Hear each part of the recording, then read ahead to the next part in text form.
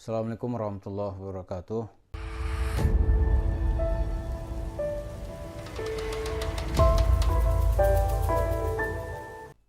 Para pemirsa, ini beberapa hari yang lalu ada namanya kelompok asosiasi pewaris Keraton Nusantara. Ini keraton-keraton kalau kita lihat sebelum Indonesia merdeka kan memang banyak kerajaan-kerajaan kecil di Nusantara. Kemudian seiring berjalannya dinamika sejarah, setelah pengakuan kedaulatan negara kita, yaitu bulan Desember tahun 1949 di Den Haag dengan Konferensi Meja Bundar, itu kan hanya Keraton Jogja yang diakui secara politik gitu. Karena itu pemuka atau Sultan Jogja secara otomatis menjadi gubernur di daerah istimewa Yogyakarta. Sekarang Sultan Hamengkubuwono ke-10. Adapun Kesultanan Solo gitu. Di Solo itu hanya dianggap sebagai warisan budaya, tidak dalam pengakuan politik. Karena itu Sinuhun Solo tidak dikasih jabatan politik oleh pemerintah. Begitu juga nanti sultan-sultan yang lain. Ya, sultan-sultan di Pulau Sumatera kan banyak tuh. Sultan Indagiri, kemudian Sultan Delhi dan lain-lain gitu. Juga nanti di Kalimantan, di Sulawesi sampai ke atas ke Maluku itu sudah terintegrasi ke dalam Negara Kesatuan Republik Indonesia. Nah, cuma yang menarik, beberapa hari yang lalu itu ada seseorang yang mengaku cucu dari Presiden Soekarno. Cucu dari Presiden Soekarno. Itu katanya dia mempunyai hak waris untuk dibagi-bagikan kepada pewaris sultan ini masing-masing 1 triliun. Nah, bagi kita siapa pewaris ini tentu tidak penting ya. Dalam konten kita tidak penting.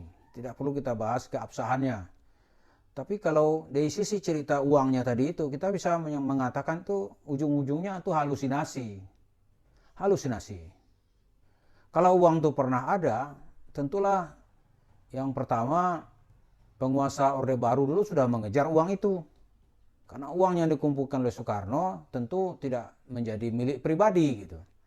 Hampir dapat kita pastikan dia akan menjadi kas negara atau pendapatan negara di luar pajak. Karena Soekarno saat itu sebagai pemimpin revolusi, semua hidupnya dia berikan untuk Indonesia. Yang kedua, di zaman Orde Baru dulu itu tidak pernah ditemukan adanya dana-dana yang disimpan oleh Soekarno di luar negeri.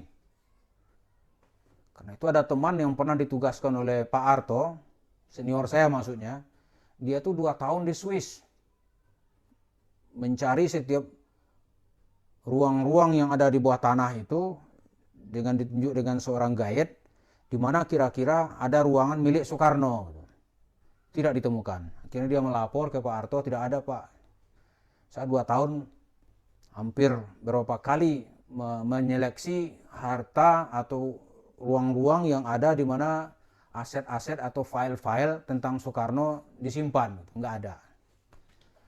Di tahun 2001, ketika Megawati menjadi presiden, rupanya dana-dana begini tetap menggoda gitu. Karena itu pernah dia perintahkan Menteri Agamanya untuk mencari dana warisan Bung Karno. Saat itu wangsitnya dana itu ada di Istana Batu Tulis Bogor. Dicarilah. Digali kuburannya oleh Menteri Agamanya saat itu yang bernama Profesor Dr. Said Agil Al-Munawar. Seorang hafiz Quran. Ada wangsit, ada uang di dalam tanah di Istana Bung Karno di Batu Tulis gitu. Berhari-hari dia gali sampai ke tuan wartawan malu gitu. Uangnya tidak ditemukan. Nah, sekarang ada lagi gitu. Cucu Bung Karno yang lain yang katanya bisa mencairkan uang ini untuk dikasihkan kepada pewaris-pewaris keraton ini masing-masing 1 triliun rupiah. Ini KTP yang punya KTP ini papinya. Pati dari 11 pahlawan yang ada di uang. Itu. Jadi saya kasih, makanya saya bilang sama Pak Mahfud, udah mereka-mereka itu yang etikanya baik, undang ke sini. Jangan di luar kawasan juga capek kan, kotoran, apa kan ya kayak gitu. Orang hanya filosofi ini batu itu udah pusing seperti itu. Pokoknya yang orang pelaku, bener-bener kan itu. Ya sudah diundang ke sini.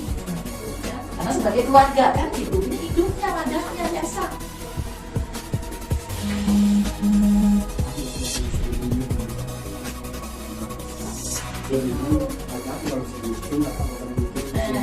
Makanya ini bisa dilihat ini, lihat foto dari ini. Pekerjaan rumah ini di tangga 234 ya, Gunung Putri. Kalau revisi kemarin Pak Kusno juga foto-foto walaupun satu itu aku sudah orang bisa nanti dibuktikan dan saya bilang itu sama-sama panjang. Terus sampai begini semuanya kan sampai sengsara semua kan akibat orang-orang pengakuan yang palsu dan korbannya yang asli itu saking banyaknya itu akhirnya yang asli kan sampai sekarang contoh seperti Pak Mandiri ini kan terjadi omongan-omongan itu yang palsu. Makanya sekarang saya artinya bukan meluruskan. Kalau masih bisa saya beritahu kan nyerah tanpa syarat ya selamat, tapi kalau masih ngeyel di luaran tetap ada screen yang saya pakai ya, Densus 88 dan itu semua yang saya pakai untuk bekerja. Kita semua sudah saya beritahukan, surat pemberitahuan itu ada 17 institusi itu tadi, termasuk TNI, Polri kan, Mahkamah Internasional, NASA, FBI kan, CIA, itu yang saya beritahu. Jadi uang itu dilindungi oleh mereka-mereka itu. Jadi kalau kayak gini-gini kan ini, kalau orang yang nggak tahu, artinya sandi 66 ini itu udah jelas sandi kita, 01333 kan, 10 01 10 10 itu alas Purwonyoto. Kata Purwonyoto, Purwo itu apa? Dunia yang nyata. Dunia yang nyata, alat dunia yang nyata ya duit gitu. Nah Indonesia Yokia atau IDR. Nah IDR-nya ini, nomor IDR-nya ini ada 6 digit. Kalau tanda tangan ini IDR 6 digit bisa sebutkan selamat. Kalau nggak bisa sebutkan hilang. Siapapun yang ngaku. Ya, jadi KTP itu punya IDR atau IDR-nya itu Rodovitnya itu 6 digit. Itu punya 6 digit itu siapa yang tahu? Anaknya kandung sendiri ibaratnya itu tidak tahu. Di Samsu kan, 234, Nagrak, Gunung Putri, pekerjaan Pati, TNI. Ini jelas sesuatu yang sangat berhalusinasi gitu. Halu. Kalaupun uang itu ada, tentulah pemerintah akan pihak pertama akan mengelola dan mendapatkan uang ini. Nah lalu cerita ini apa hubungannya dengan Yusuf Mansur? Hubungannya adalah ternyata orang-orang yang berpikiran halu yang menjadi jemaahnya Yusuf Mansur ini sangat banyak. Kalau masyarakat tadi itu dia kasih cerita-cerita halu, ya percaya gitu. Dia katanya mau beli pesawat, dilihatnya pesawat Joe Biden gitu. Setelah dia ceritakan, dia sudah pulang dari Amerika ke pabrik Boeing. Tapi nggak ada foto-fotonya mana di pabrik Boeing itu.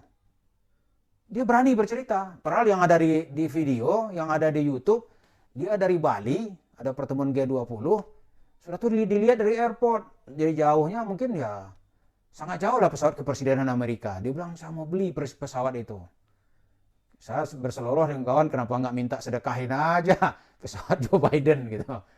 Nggak ada. Ini orang berhalu-halu ini ternyata banyak sekali. Bukti apa? Kita melakukan kritik, ini kita yang disalahkan orang. Padahal Yusuf Mansur melakukan aksi ini pasti ada kelompok yang senang dikasih cerita halusinasi. Atau yang sedang berhalu-halu gitu. Di antara yang sedang berhalu-halu tadi itu, ya kelompok yang ditawaran untuk dapat uang masing-masing 1 triliun. Cuma kapan dapatnya? Pasti nanti kita lihat ujung-ujungnya nanti ada cerita-cerita duit di belakangnya, bagaimana duit keluar, bagaimana mengurusnya gitu. Selama ini kita banyak bersentuhan dengan kelompok-kelompok yang halu-halu ini, pasti duit kita yang dimintain. Upanya ada cerita warisan Bung Karno, ya uruslah. Tapi perlu dana untuk mengurusnya, ya duit akhirnya gitu. Orang-orang nanti dirugikan.